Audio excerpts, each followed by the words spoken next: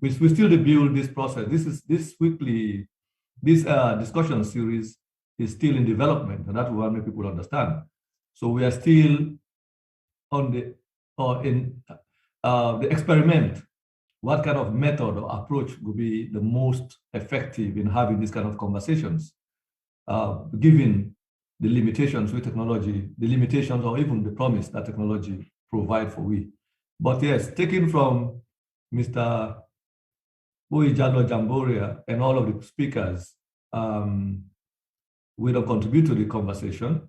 Before I address the request from Mr. Aliyu Ba regarding the expenditure details of the inauguration. In fact, I write a book right now on the bio regime, all of this corruption that I've been working on. Then at the starting point, we not just look at the financial arrangement, the rogue financial arrangement for the hosting of the inauguration, but also the violence we witness, the choreography of violence, now be a real indication of the kind of government we therefore introduced in the country. Because if you remember the commentary from AYV, where people make fun of the broadcaster, we talk about them, people really fall on top of each other. So people actually were wounded or even died during the inauguration. I mean, so that has been a clear indication of what is actually unfolding in front of us, the nature of violence and the disorderly nature of the entire arrangement.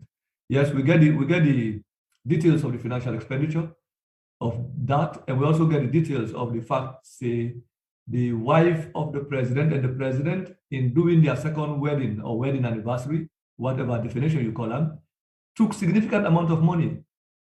For the first time now, we took on over 10 billion euros we've identified so far that came out of the treasury in the name of helping the president with in wedding. That is over, at the time, over $1 million. That information will not publish it. I mean, on the talk button, say with the publisher. But since I mentioned that, there has been dramatic events in Freetown up to now. So with the way to make sanity prevail, then we'll be able. But why did I start this conversation on state capture by highlighting first and foremost the financial side of this financial aspect of the government in operation? Now, and also why I come for explain and ask people to go read the bank statements. And I think this is what Mr. Israel has already underlined. When you take a single transaction, it's like a thread, it's a language by itself. It tells multiple stories. And an example is the banker's draft that we've just heard about regarding Abbas Bundu's story. And why I think say Mr. Israel's example is crucial, because it is, I will start with it because it is getting me to what I actually wanted to talk about as the closing of this conversation tonight, which is not just the impossibility or the unwillingness of the political class collectively, whether they are the government in power or sectors of the opposition, not all the opposition, but sectors of the opposition, we tend to condone what has happened or who have not taken any action on the situation. It's not just about the implications that we see in the bank statements, the transactional details that we see, and who it ropes and who it doesn't rope, but almost, for the most part, everybody seems to be roped in the situation.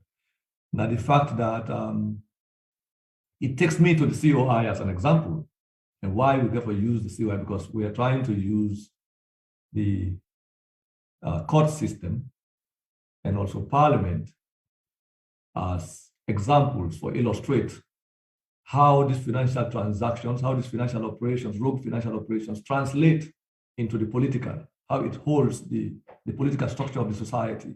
Because once you get to a level where politicians and the society has been this exposed, where we can establish without not allegation, establish with evidence that you have given over $5 million to your wife, more money to your wife, more than government agencies, where you've taken money in the name of travel, $1 million, over $1 million to Lebanon that never came back. where you've used similar amount for a so-called wedding and you still deny, say, nothing of short. So you find out that what stands between punishment or maybe justice for the people for the theft of public wealth, now the question of state power, especially in an environment where democratic institutions are not independent. We don't get an independent judiciary. I don't need to emphasize that point because we know. Where Parliament can write a letter and decide not to follow it up and just forget about Alex and not be ever do it. And not tell the people. It's not a coincidence. Now the fact that now the state itself, people who are involved in this, and begin to think about how do we prevent, because if this kind of government goes out, the first thing people will think about is how to hold people responsible for this kind of destruction. And then holding, for example, the First Lady of the day you will get a process where you have to bring the First Lady of Sierra Leone to account for the receipt, illegal receipt, and use of public funds. Not to the First Lady you talk about, you are talking about the range of other companies, enterprises get for come either as witness or accomplices. The petrol company, the way supposedly they receive money, get for as witnesses or accomplices, and a host of other individuals, whether they are media, you can get media agencies and all. So all of them companies that are implicated with a name on the out. And the North Sea say this government are not face a situation where it can be voted out. What do you think they're going to do? They're going to fight back. Even if they do not want this government to continue, but they know that this government going away will mean not just the loss of the economic interest, but also it means they too are going to be held responsible for some of these things. This is the implication that we have in front of us, which is why you see we not get a normal government environment anymore in Salone.